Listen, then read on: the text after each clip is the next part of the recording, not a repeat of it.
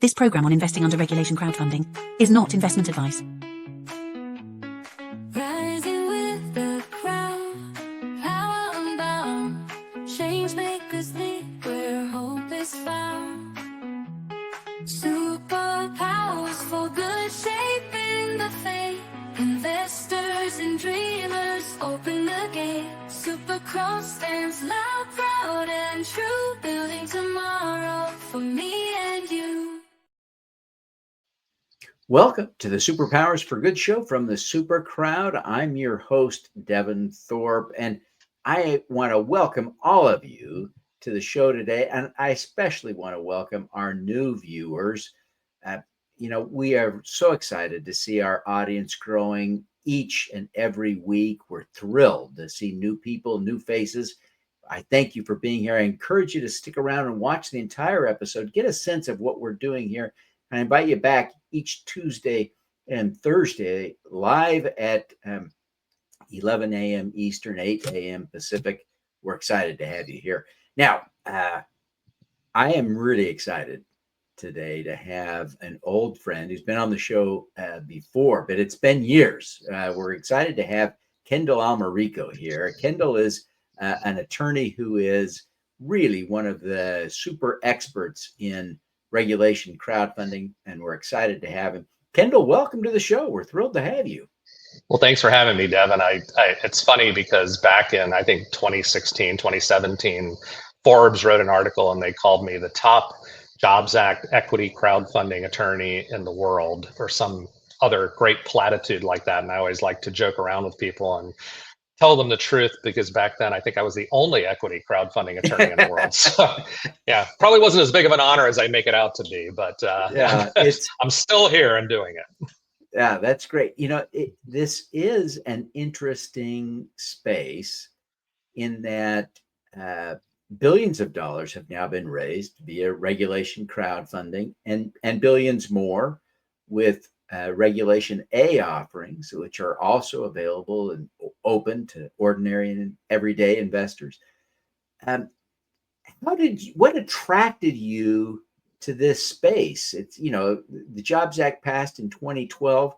What was going on in your life and situation that you thought, I want to be in this, I want to practice in this area? Well, back in when there was the financial crisis going on in 2008, I came across something called Kickstarter, which I had never heard of before. And I saw a company called the Pebble Watch raise $10 million online to create a smartwatch. There weren't any at the time, by thousands of people giving money to this company that didn't own a piece of the company. They didn't get equity in the company. It wasn't an investment in the company. It was literally just, we're giving you the money so you can create this product that I'm going to get later. And when they raised $10 million doing this online, I remember thinking, wow, this is amazing. But this isn't legal to do when you're actually selling an investment in the company. So they weren't legally allowed to let people invest in the company at the time. And I sat down with my office staff at my law firm and I said, if they ever pass a law that allows you to raise money online to do this in selling securities, I am going to pivot my entire practice and do nothing but this. So in 2012, little knock on my office door, Wall Street Journal gets thrown on my desk, and there is the Jobs Act, where exactly what I had said 4 years ago had become legal.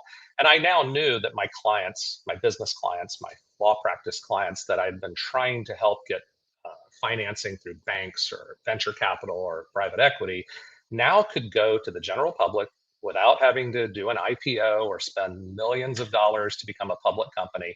They could now go to the general public and have their fans, their followers, the people that love their product already, love their company already, invest in the company, regardless of whether they were wealthy people who could invest a lot. The average Joe could invest, or the average Jane could invest $50, $100, or $200. And I just knew it would be a game changer for small business. Well, and it's proving to be exactly that. I think a lot of us get excited about the big raises that raise millions of dollars, but the average raise is on the order of $100,000. The people who are really doing this most often are the smallest businesses, not just small, The SBA calls it a business with 500 employees, small. Yeah, that's But always interesting to me when a lot of my clients have one employee or 10 yeah, employees.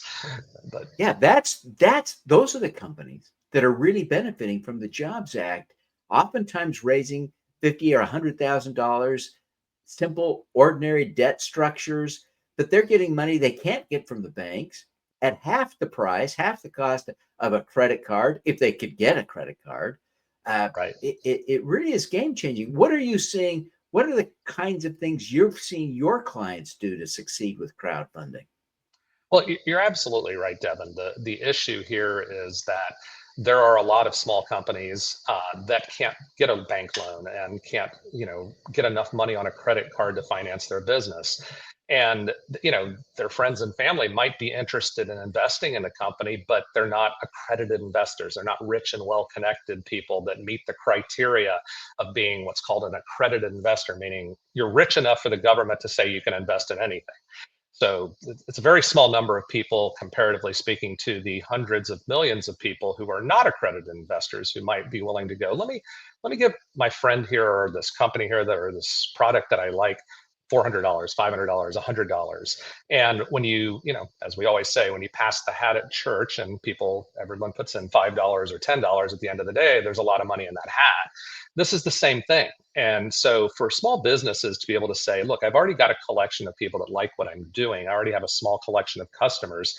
Let me give them a chance to own a small piece of this company.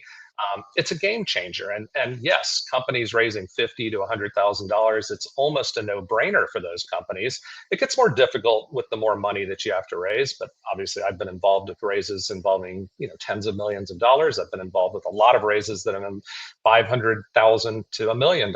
But you have to have that first money to get started a lot of times. And sometimes, one of the things I preach to my clients is let's do this in stages.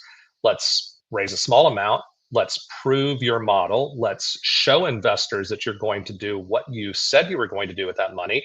And then let's go raise $500,000 or $1 million. And then let's go raise 5 million the next round. Because as you're doing this, you're proving to the people that believed in you at the early stages that you're going to use their money wisely, that your model is productive and it's provable, and that you have something worth investing more in. Yeah, it really is exciting to think about how big a change this is. And it's not just a change for the small businesses. This is a big change for investors because the vast majority of investors, and I would argue and have argued and will continue to argue, that even accredited investors, those that are adequately wealthy to be allowed to make traditional angel investments of $25,000 at a whack, most people who are in that legally inside that boat don't do that for a variety of reasons, including the fact that minimum investments in some of the coolest things have traditionally been 50,000, Sure. 25,000, 100,000, a million, 5 million. I was looking at an offering last night. It was $1 million. Yeah. And I thought, there nobody that's ordinary accredited can do that. That's institutional money. And yet Yes. with crowdfunding, there's this whole array, right? Right now, under regulation crowdfunding, there are probably 600 offerings right now. So you can find one in your neighborhood, something that's interesting to you from an industry or social impact standpoint. How are you thinking about the investment side of this, and how do you coach your clients to approach and message to their investor community? Well, one of the things that you have to be very careful about is because the rules for both Regulation A and Regulation crowdfunding kind of let the company pick their own valuation. In other words, you can go out and basically say, uh, I'm going to, raise money at $1 billion valuation for my brand new company that has no employees and has never sold anything. You can do that. No one's going to stop you from doing that, but no one's going to invest because the terms are just not reasonable. So what I try to do is make sure that clients look at this in a reasonable manner, because one of the things I want to do is for people to not only get their friends, their family, their customers, the average Joe and average Jane off the street to be able to invest a small amount. But you want those more wealthy people to invest $25,000 or $50,000. And if your terms are ridiculously, ridiculous valuation, or you're just way overvaluing your company, you're not going to be able to do that. One of the things that I think it always shocks people when I say this, but having run so many of these and been through so many of these, one of the shocking things that people don't realize, Devin, that you and I know because we've been in this industry for a while, is that it's not just $100 investors, $200 investors. I routinely see people invest $5,000, $10,000, $25,000, $50,000 online in these offerings without ever having to have a phone call with the board of directors or ask for a board seat, or having a sit down meeting and negotiating special terms. They literally go online, fill out the forms, wire the money, and invest in companies. And I think if you talk to people in the traditional investment world, they go, that's just not happening. Well, it is, as long as the terms on the deal are fair and reasonable, not just here's an opportunity to raise a bunch of money at a ridiculously high valuation that's going to be great for the company, but never give a return to the investors. You've got to think about those people that are giving you the money to help you run your business and grow it. And the goal should always be to give them a return on their investment. That is a great point. And we see that on the debt side too. We're seeing lots of debt deals getting done now. I haven't seen data on this, and maybe I'm a little biased, but it looks to me, because the debt offerings are a smaller proportion of what is available at any moment, but most of the debt offerings tend to last 30 to 60 days, where equity offerings are often up 6 to 12 months. Yes. So that the bulk of what you see is equity, but the bulk of what's getting done may be debt. It's much closer to half and half. Well, think about it.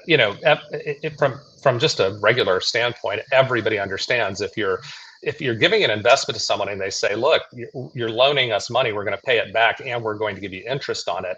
Everybody understands that. That's just like putting money into a savings account, except you're maybe getting 10% on your money as opposed to 0.0000, whatever banks give you. So being able to say to somebody, you're lending this money to the company, you're going to get it paid back, and you're going to get interest on it, is very attractive. It's also very dangerous for a company that's a small company, because you have to be able to pay that money back, and you have to be able to make those interest payments. So it doesn't work for everybody at the earliest stages, but for those who can do it, I absolutely agree. What you end up doing, Devin, is you attract investors, not just the smaller investors, who are just as important in my book as the bigger investors, but you can attract the bigger investors because they know, hey, my $25,000 is going to earn X%. I can't get that otherwise, and I trust this company anyway. Let me jump in here and do this. There's an interesting middle ground product that I really love and wish more companies would use it. What's your take on revenue-based financing? I've seen some really appealing structures. Now, sometimes I see people being a little bit optimistic. They want me to invest at 1.5x, and they promise to pay me back in 7 years. I do the math and say, wait a minute, that's not a very good return. But some of these deals with 2 and 3 and 4x, I start to say, wait a minute, that's way better than an equity investment where I maybe get a safe that is vague claim on equity anyway. And then you may or may not ever trigger the equity. You may or may not ever have a liquidity event. But with a revenue-based financing, when you start generating revenue, you start paying me back. What do you think? Are you seeing any of your clients want to take advantage of that? Yes. Or is it problematic? No, well, it can be problematic because of the same reason. If you're not generating revenues that you think you can, then you run into a difficult situation paying your investors. But again, for the right company doing it the right way, it makes a lot of sense. One of the things, Devin, that's as a lawyer, people are like, oh, he's going to talk about lawyer stuff. But 99% of what I do is help my clients with marketing their offerings to be able to actually raise the money. It's not just getting them through the SEC process and all of that. it's mentoring them into, I usually play a role I call the quarterback, where I work alongside with the management as sort of their project manager on these offerings so that all of the pieces work together. And one of the reasons that I have to kind of do that is, think about it. The average, let's say you own a local pizza restaurant in your community and you want to open a second one. And you go to your patrons of your pizza community and say, you can own part of my second location that's going to be on the other side of town. If you say to them, you're going to own stock in this, people understand stock. They've heard of stock. They may not understand every bit of it. If you say, you're going to loan the money to me and I'm going to give you a percent, some interest rate on the back, they understand that. And if you say you're going to share in the revenues and get a piece of those revenues, they certainly understand that also. The biggest problem that I run into with a lot of clients is that they want to look at more traditional venture capital models like convertible notes, which are fine. There's nothing wrong with a convertible note. Or, as you mentioned, a SAFE, which is basically an agreement to provide future equity that doesn't always tell people what they're actually getting in the future. It's just give me money and in the future you're going to get some kind of equity. Well, when you start talking to your person who comes in and gets a pepperoni pizza with their family every Friday, and you go, you're going to give me money, and then somehow in the future, some magical formula is going to occur under this SAFE, and you're going to get some kind of equity, they go, I don't understand it. I'm not going to do this. So one of the biggest problems with using revenue models or anything that's a little bit different than what people just inherently understand is that you have to explain it to people in a way that they will go, oh, I'm comfortable with this. And if you have to spend too much time explaining it, they're going to take their $250 or $500 and use it for something else. Yeah. Well, great insights, Kendall. I just, it's so fun talking to you. You're a smart guy, and I really appreciate it. We're going to take. I just play one. I just play one on TV. I'm not that smart. Listen here, everybody. We're here with Kendall Almerico. He is a crowdfunding lawyer, one of the really smart folks in this space, and we're so grateful for his insights that he's been sharing with us. We're going to come back and shift gears with Kendall and talk about his superpower. So stick around. You don't want to miss this. Download a free copy of How to Make Money with Impact Crowdfunding. The book Sarah Hanks describes as a fantastic overview, not just of crowdfunding investing, but of investing in general. Andrew Savickas raved, "This book offers unparalleled insights for anyone looking to make a difference." Scan the QR code to get your copy. SuperCrowd LA is the must-attend conference for impact investors, social entrepreneurs, and community builders. Learn from experts who've raised millions, including Jason Fishman of DNA, Sarah Hardwick of The Crowd, and Doug Wilmore of WorldTree.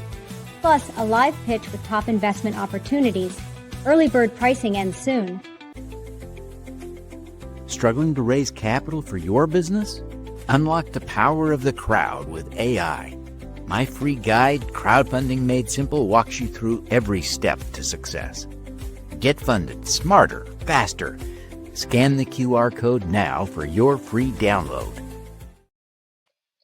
Welcome back, everyone. We're here today with Kendall Almerico, an accomplished, proven lawyer in the regulation crowdfunding and regulation A+ space. Really a genius, a good friend of mine, and someone I really genuinely admire. Grateful to have him back on the show. We're going to shift gears now to talk to Kendall about his superpower. So stick around. Kendall, you really are. I had to stop for a second. I was ordering your book, so I was sorry. I had to put my phone down. I apologize. By the way, great book, incredible. I mean, Devin, you have so much insight into this because, like me, you've been around since the beginning. You've seen just about everything, and some of us OGs that have been around since the very beginning. It's always nice to look back and go, we promised this was going to turn into something really cool in years, and it has. And it's just nice that some of us are still around to keep doing it. Yeah, I love it. You're right. Listen, you really are accomplished, impressive. What is your superpower? My superpower is very simple. I'm incredibly lucky to have been born with this ability to talk to people and convince them to do things. It's why I do so well in this particular world. My background has always been in film production, video production. I've hosted TV shows, radio shows. I've always understood marketing and advertising, and so much of equity crowdfunding is marketing and advertising, as I mentioned before. I think personally, I think 90 to 95% of the success of companies is the marketing aspect of this, not necessarily the legal aspect of it. And so having the ability to translate somebody's ideas, alongside great digital marketers and other people, but to put it into terms where people can understand that they should invest in this or that they can invest in this, it takes certain levels of communication that my superpower, literally, other than eating a lot, which is my real superpower, is to be able to know how to communicate to people in a way that is not like most lawyers, where I'm talking about res ipsa loquitur and fancy big words. I talk to everybody like I like to be talked to, as a normal human being who understands. You call me a genius, I think more at a 6th grade level for me, but it's all good. That's the key here. That's great. Now, I wonder if you could think of a very specific experience where that ability to talk to someone in a unique, situation, and maybe you could share that story with us. Can you think of a good example? Oh, absolutely. I for years I was actually a trial lawyer, so I had to actually be in a courtroom convincing jurors or judges to do things, and so I got a lot of training doing that. But the real training came in my television days of doing what you're doing, hosting television shows, asking questions, listening to the answers, not just going, well, I've got this list I'm going to go through. It was that ability to listen and then communicate back, but also not to be afraid to do something that's outside the box, and here's my story that I think you'll appreciate. I was involved with a company that was the first company ever, United States-based company, cannabis growing company that grew, touched the plant, grew it, planted it, did all those things, manufactured into the products, totally legal in California, totally illegal federally. We got a Regulation A offering through the Securities and Exchange Commission when everyone was saying, Kendall, you're going to go to prison for doing this. It's illegal. There was actually a story, I think, in the LA Times where somebody said, this guy's going to go to jail for doing this. It was crazy. The reality is the SEC knew they were just selling stock in this business. They were not, there was nothing illegal about what they were doing, had no problem with qualifying it. But the reason I tell the story is when we were talking about marketing the offering, one of the things people don't always necessarily realize about equity crowdfunding is you can give away perks, you can give away rewards, you can give away things. Now a cannabis company, you're not going to give away, joints to people or something like that. That would be problematic. But I said, look, why don't we say if somebody invests $5,000, we will set up a camera on one particular cannabis plant in the in the greenhouse. We'll put their person's name on it. They can watch it 24 hours a day on their television, on their online. They can see it grow, and as it grows and as it buds and as they take the the product off of it and do it, then that person can come to the greenhouse, come to the warehouse where this is all manufactured, and get their own product legally in the state of California. I really did that, not so much that I really thought it was just a great idea, but it was like, let's communicate something really interesting to people. You own your own weed plant. You get your own weed. You can name your plant. You can watch it grow. I knew that was going to get press. I knew it would get, it would get some buzz. It would get some online discussion going. And I knew it would be controversial. The problem is the SEC said, no, we're not going to let you do that. And it was funny because my first conversation with them, they called me. I won't say the name of the examiner. Wonderful person. Won't even reveal, anything about this person other than the call said, Kendall, are you serious about this? I spent about 5 minutes trying to convince them there's nothing illegal about this. It's totally legal. And the response was, yeah, you're probably right, but there's no way my supervisors are going to let you do this. We ended up having to take it out. But that's stepping over into a little bit of a gray area that, it was legal, but did it because I knew it would get buzz and I knew it would create some eyeballs on their offering to potentially get some more investors in. Oh, that's great. That's great. Well, Kendall, as we wrap up here, take a minute and tell people how they can learn more about your practice, how they can connect with you. I know you're busy. Tell us what the protocol is for connecting with the Kendall Almerico. Well, I'm not that busy. I really have nothing to do other than talk to you. So if you want to extend this for another 4 or 5 hours, no, I'm just kidding. Call me at the best way to reach me is on my website, www.almerico. It's ALMERICO.com. And you can also find me relatively recently on Substack. I have a fun little thing going on there called Lil Kenny's Insanity. But if you look up Kendall Almerico on Substack, you can find me there also. Kendall, you've got a great sense of humor. I love your Substack newsletter. I want to encourage everyone to check it out. Our newsletter is on Substack, so this is great synergy for us. I really appreciate you being here. We want to wish you every success in your efforts to support entrepreneurs raising capital from the crowd. Thank you so much, Devin. Thanks for having me. All righty, now let's do some good.